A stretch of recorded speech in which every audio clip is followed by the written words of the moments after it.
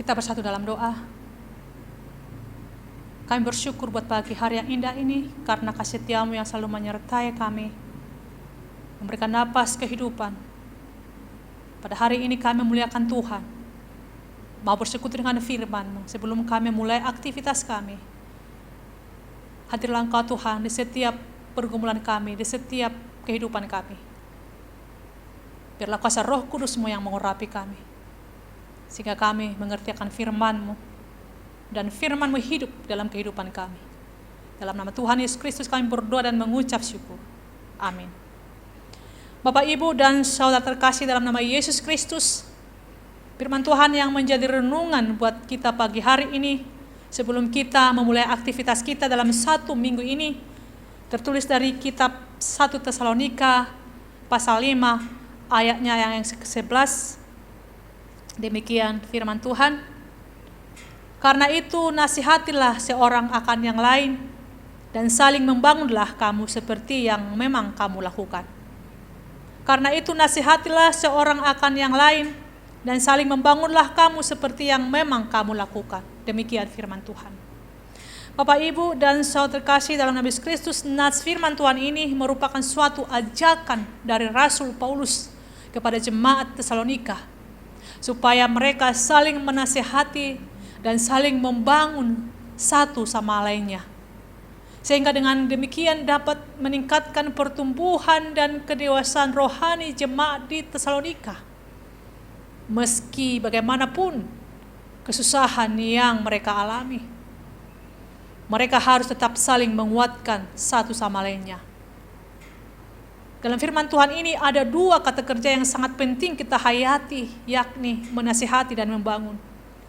Kedua kata tersebut sangat penting dalam persekutuan kita.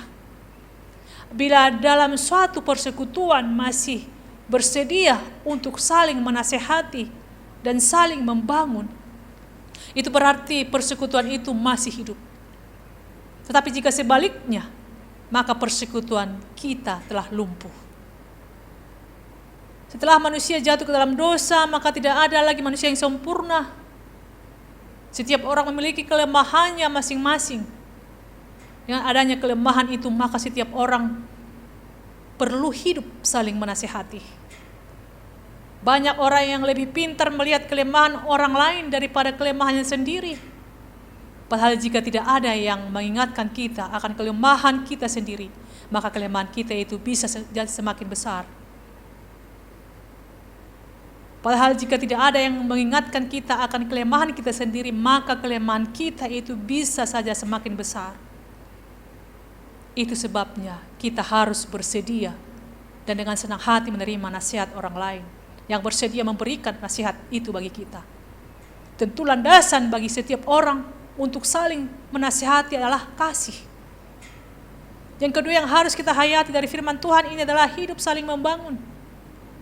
Dalam perkembangan zaman sekarang ini, banyak orang hidup saling menjatuhkan, saling menghancurkan. Persaingan yang tidak sehat, saling iri dan saling membenci. Padahal kita tidak dapat hidup hanya dengan diri kita sendiri, keluarga kita sendiri, marga kita sendiri, bahkan suku dan bangsa kita sendiri. Dari sudut profesi juga demikian. Tidak mungkin petani, pedagang, pegawai, dan lain-lainnya hidup hanya dengan diri mereka sendiri. Kita semua beraneka ragam, namun jika kita hidup saling menopang dan saling membangun, maka kita akan mencapai keutuhan hidup. Demikian juga halnya dalam gereja. Gereja bisa berdiri, bersekutu, bersaksi, dan melayani jika semua orang percaya di dalamnya saling menasihati dan saling membangun. Oleh karena itu, hendaknya lah kita senantiasa hidup untuk saling menasihati dan saling membangun, supaya pekabaran Injil juga dapat berjalan dengan baik dan betul-betul dapat dirasakan sebagai berita keselamatan bagi bangsa-bangsa. Amin. Kita berdoa. Terima kasih buat firman-Mu Tuhan. Engkau mengingatkan kami untuk saling menasihati dan saling membangun. Dan itu yang sangat kami perlukan dalam kehidupan kami, dalam persekutuan kami. Apabila kami tidak bisa saling menasihati, maka persekutuan kami telah lumpuh di hadapan-Mu. Kuasa Roh Kudus-Mu yang dapat memimpin kami melakukannya, Bapa, melakukannya kepada jemaat Tuhan. Agar mereka saling menasihati dan membangun bila ada suatu kesalahan dan kelemahan. Bukan suatu untuk menjatuhkan, bukan suatu untuk menyingkirkan, tapi biarlah saling menopang, saling membangun untuk kemuliaan nama Tuhan. Mampukan kami menjadi pelaku firman Tuhan, berkati jemaat Tuhan dimanapun mereka berada. Berikan kesehatan, jauhkan dari mara bahaya. Terpuji termuliakanlah nama-Mu. Dalam nama Yesus Kristus kami berdoa dan mengucap syukur. Amin.